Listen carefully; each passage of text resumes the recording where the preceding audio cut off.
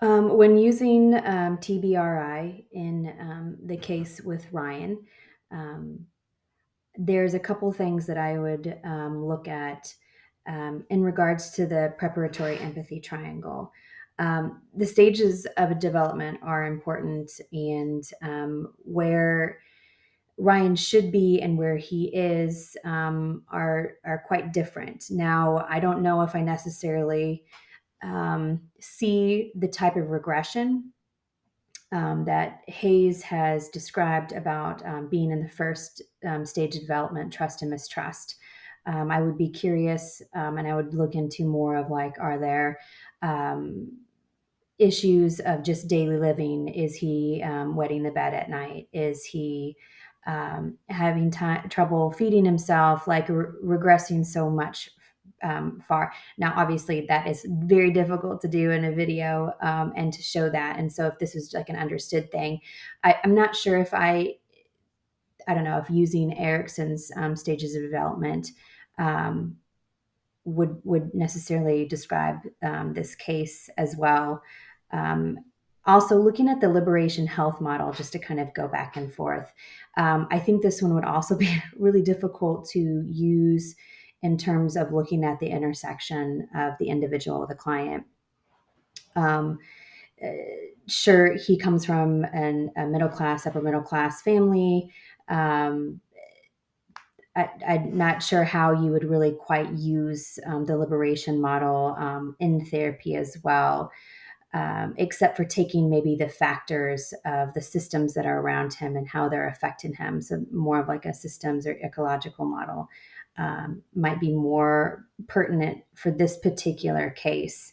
I am curious to see, especially within the United States and kids. Um, how this would be used effectively and appropriately. Um,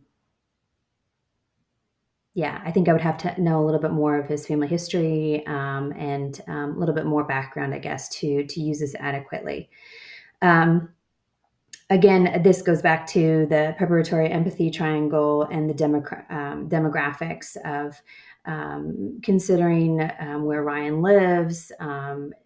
Is he more in a rural setting? Is he more in a city setting? Is being in a rural setting um, like being? Is it more difficult to make and maintain friends? Did he move schools um, when he moved into the foster care system or his foster home? Is his parents looking for reunification? Um, I think that there's a little bit there.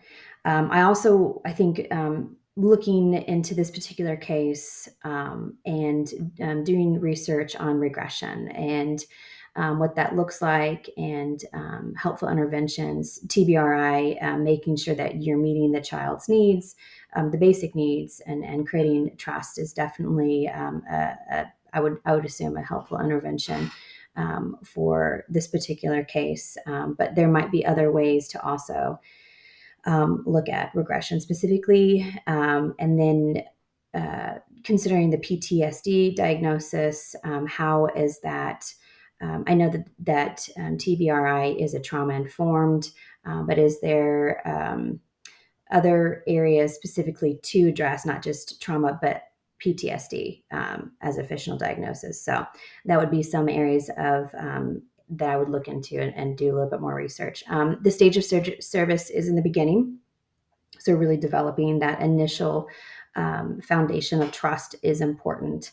Um, Thinking about myself in this particular case, it would be a lot of work on my end to consider how I am walking in and carrying maybe some feelings of the parent.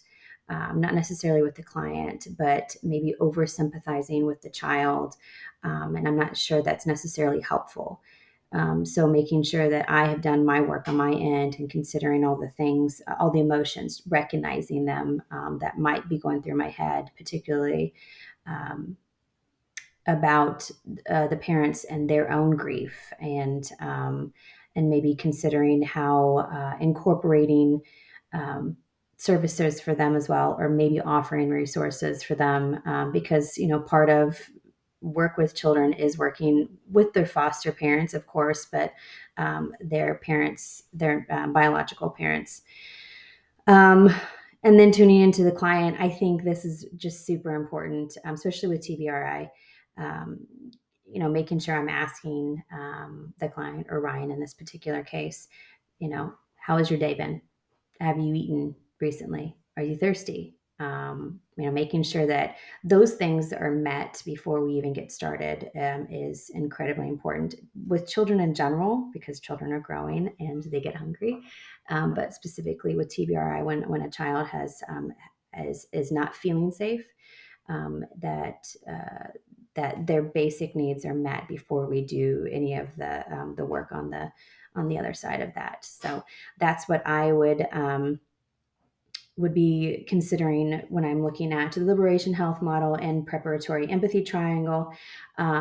If I was to sit down with Ryan, the next session, it would go something like this. Hey, Ryan, how are you doing? How was your week? Tell me a little bit about your day. Um, how have some of the things that we've talked about before, some of these coping strategies, remember those are things that we put into place, put into practice, helping us to maybe calm down a little bit when we're feeling overwhelmed. So maybe something that can take our mind off of some of our thoughts when you're being overwhelmed by them. What are some of the things that you have tried, or even felt like you've done well? And maybe what are some of the things that you haven't tried, or haven't, you really feel like it doesn't work? So that's what I would start off with our next session.